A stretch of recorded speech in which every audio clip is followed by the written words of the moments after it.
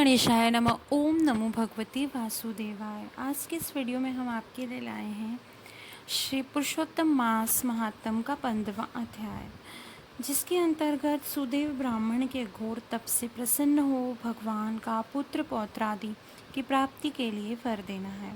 तो आइए आरंभ करते हैं श्री पुरुषोत्तम मास महात्म 15वां अध्याय।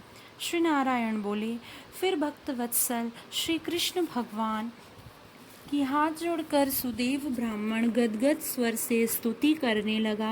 हे देव देवेश, त्रैलोक्य को अभय देने वाले प्रभु, हे सर्वेश्वर, आपको मेरा नमस्कार है। मैं आपकी शरण में आया हूँ। हे परमेश्वर, हे शरणागत वत्सल, मेरी रक्षा करो। हे जगदंब, हे भक्त भय भंजन, आपको मेरा नमस्कार है। आप जय स्वरूप हो, जय के देने वाले हो, जय के स्वामी हो, जय के कारण हो, विश्व के आधार हो, विश्व एकमात्र रक्षक हो, दिव्य हो, विश्व के आगार हो, विश्वरूप हो, फलों के बीज हो, फलों के आधार हो, फलों के मूल हो, फलों के देवता हो, तेज रूप हो, तेज के दाता हो, सब तेजस्वियों में श्रेष्ठ हो। हे कृष्ण, हे विष्णु, हे वासुदेव, मैं आपको नमस्कार करता हूँ। हे जगत प्रभु, आपकी ब्रह्मादि देवता भी स्तुति करने में असमर्थ हैं। हे जनार्दन, मैं अल्प बुद्धि वाला मंद और साधारण मनुष्य आपकी स्तुति कैसे करूं? मैं आपका अति दुखी और दीन भक्त हूँ, मेरे को कैसे त्यागते हो? हे प्रभु, आपका लोक में लोक बंधु नाम व्यर्थ है। वाल्मीकि बोले, इस प्रकार स्तुति कर सुदेव ब्राह्मण हरि के आगे खड़ा रहा। तब हरि भगवान उसकी स्तुति सुनकर मेघ के समान गंभीर वाणी से बोले, हे वत्स, तुमने बहुत कठिन तप किया है, अतः हे महाभाग्य, हे तपोधन, जो इच्छा हो वर मांगो। तो मैं तुम्हारे तप से बहुत प्रसन्न हूँ, मैं तुम्हारी इच्छा पूरी करूँगा। ऐसा दारुण तप किसी ने भी नहीं किया है। सुदेव बोला, हे नाथ, हे दीनबंधु, हे दयानिधे, यदि आप मुझ पर प्रसन्न हो तो हे विष्णु, हे पुराण पुरुषोत्तम, मुझको एक श्रेष्ठ पुत्र दो। हे हरे, पुत्र के बिना पूरा गृहस्थ जीवन मुझे अच्छा नहीं लगता। ब्राह्मण के ऐसे वचन सुन हरि भगवान बोले, हे ब्राह्मण, पुत्र के अतिरिक्त मैं सब कुछ तुम्हारे लिए दूंगा। हे वत्स, तुम्हारे भाग्य में पुत्र सुख विधाता ने नहीं लिखा। मैंने तुम्हारे बाल पटल के सब अक्षर देखे हैं, परंतु उसमें तुम्हारे 7 जन्म तक कोई पुत्र सुख नहीं लिखा है। इस प्रकार वह ब्राह्मण हरि के वज्र समान निष्ठुर वचन सुनकर जड़ से कटे हुए वृक्ष की तरह पृथ्वी पर गिर पड़ा। पति को गिरे हुए देखकर उसकी स्त्री अत्यंत दुखी हुई और स्वामी को पुत्र की इच्छा से रहित देख रोने लगी। फिर धीरज धर पति से गौतमी बोली, हे नाथ, उठिए उठिए, क्या मेरे वचन आपको याद नहीं है? जो कुछ विधाता ने भाग्य में लिख दिया है वही सुख दुख प्राप्त होता है, उसमें रमानाथ क्या करे? मनुष्य अपने किए हुए कर्म का फल भोगता है। जिसे मरते हुए को औषधि देना निष्फल हो जाता है, वैसे ही अभागे पुरुष का किया हुआ उद्योग देव के प्रतिकूल होने से व्यर्थ हो जाता है।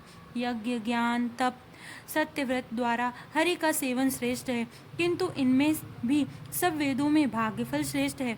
अतः हे भुसुर, सबका विश्राम छोड़कर भाग्य का ही सहारा पकड़ो। इसमें हरि का क्या प्रयोजन है?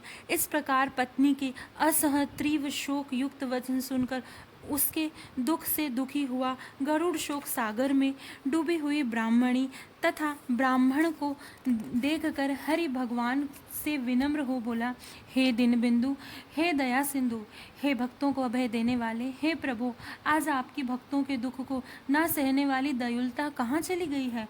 अहो, आप तो ब्राह्मणों के रक्षक हो, आपका धर्म आज कहाँ चला गया है? अपने भक्तों को देने के लिए आपके हाथों में चारों प्रकार की भक्ति रहती है, तो भी आपके भक्त उत्तम भक्ति की इच्छा करते हैं, मुक्ति की कामना नहीं करते। उनके आगे 8 सिद्धियां दासी के समान खड़ी रहती हैं। ऐसे ही तो आपकी आराधना की महत्ता है, तो सर्वत्र विख्यात है। फिर इस ब्राह्मण की पुत्र कामना पूरी करने में आपको क्या परिश्रम है? भला हाथी का दान देने वाले पुरुष को अंकुश का दान देने में क्या दुविधा है? अब आज से कोई भी मनुष्य आपके चरण कमलों की सेवा नहीं करेगा, क्योंकि जिसके भाग्य में जो लिखा है उसको वही निश्चित मिलता है। इस प्रकार लोक में यह विश्वास होने से आपकी भक्ति लोप हो जाएगी। हे नाथ, आपकी करने और ना करने की क्षमता है, यह सर्व विदित है। वही क्षमता इस ब्राह्मण को पुत्र ना देने में नष्ट हो जाएगी। मेरी प्रार्थना है कि आप इस ब्राह्मण को अवश्य ही एक पुत्र दें। सुदामा ब्राह्मण ने आपकी आराधना से महान ऐश्वर्य पाया और सांदीपनि को आपकी कृपा से मरा हुआ पुत्र पुनः प्राप्त हुआ। ये दोनों स्त्री पुरुष पुत्र की कामना से आपकी शरण में आए थे।